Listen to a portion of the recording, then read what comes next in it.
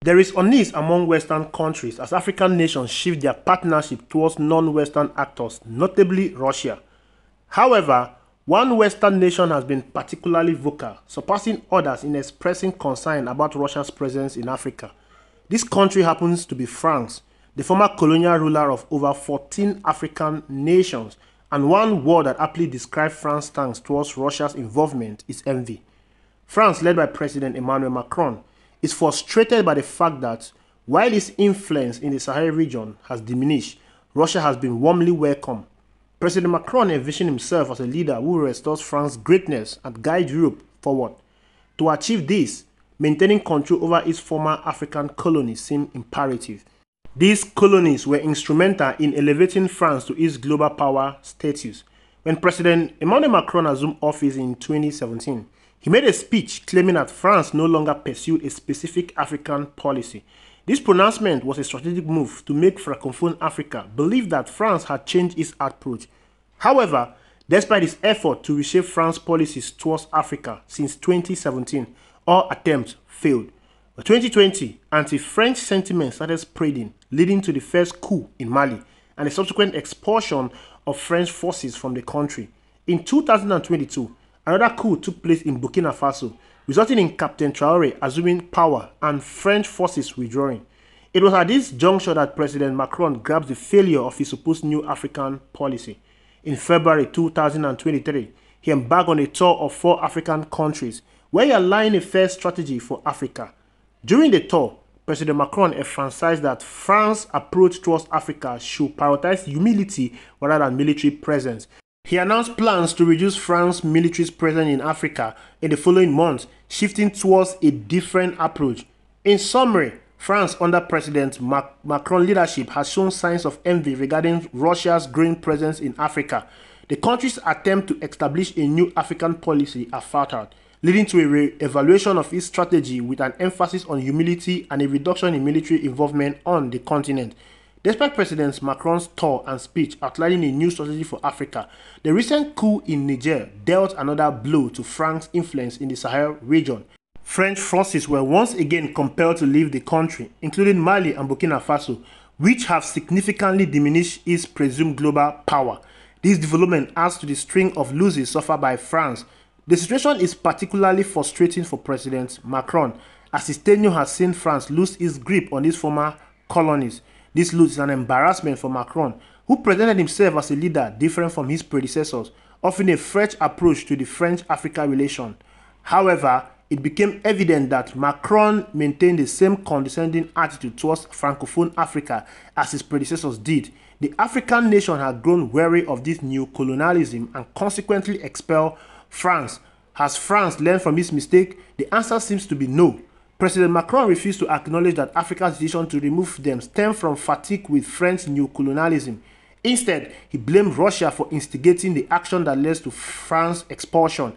Macron claimed that anti-French sentiment was spread across the Sahel due to the Russia disseminating false information about France. The question arises, what exactly is this alleged false information? Could it be the exploitation of Francophone Africa by French companies over the years, or perhaps the French military failure to address security challenges in the Sahel? President Macron went as far as accusing the Russian mercenary group Wagner Group of orchestrating the coup in the region. Astonishingly, Macron even asserted that certain African countries owe their existence to the presence of the French military. However, these claims seem unfounded when considering that the insecurity in the Sahel has escalated since the involvement of the French military. It becomes clear that France remains resistant to learning from its past action. Consequently, African nations are embracing the vision of a multipolar war and seeking cooperation with nations like Russia, China, and other global South countries. This shift signified a departure from France's dominance and an embracement of alternative international partnership. France's discontent and envy towards Russia's growing influence in a challenging global landscape have become increasingly apparent. President Macron, in an attempt to mask this sentiment, seeks to redefine his role as a leader of the French military, as a defender of Europe and ally of Africa against perceived Russian aggression. Not only has President Macron accused Russia of destabilizing Africa and undermining democratic process, but he has also called for Western troops to be deployed to Ukraine to combat Russia in the ongoing conflict. According to him, Europe's credibility hangs in the balance. But in reality, it is the credibility that he seeks to restore with Africa that hangs in the balance. With the loss of Africa as a stronghold, President Macron believes that defeating Russia is crucial for France to regain its global standing. This explains his call for troop redeployment and impassionate rhetoric, urging European leaders not to display cowardice and promising unwavering French support.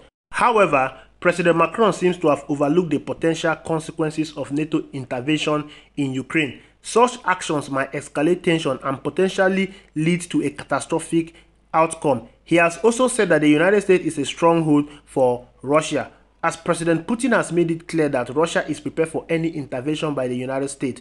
President Macron's misguided approach is a source of shame as he aims to compensate for the setback in Africa by risking the onset of a global conflict. Fortunately, other European leaders have distanced themselves from his statement, displaying greater prudence and foresight. An interesting turn of events. Russian President Vladimir Putin finally returns to the European scene, responding to President Macron's recent outbursts. During a March 13 interview, President Putin made a notable observation about Macron's reaction towards Russia. According to Putin, Macron's vocal seems stemmed from his resentment over losing African allies to Russia. In Putin's view, the French president's strong and emotional reaction is intrinsically linked to events unfolding in African countries. Putin further emphasized that France's issue with Russia does not solely revolve around Ukraine. The crux of the problem lies in Russia encroaching on French interests in Africa.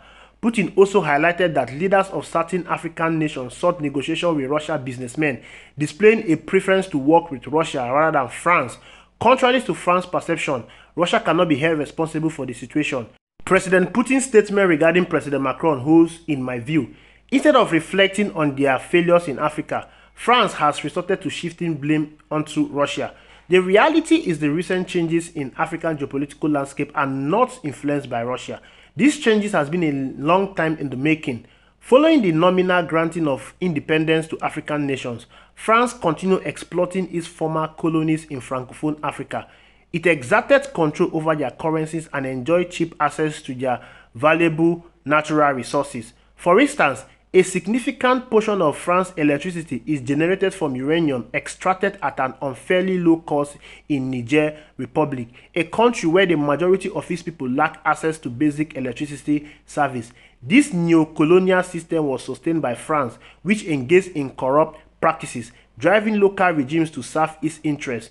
In return, France provided continuous security through its military bases. This arrangement enabled African leaders like Omar Bongo of Gabon and Paul Biya of Cameroon to cling to power for extended period. France's system ensured that any African leader who resisted its influence would face removal or assassination.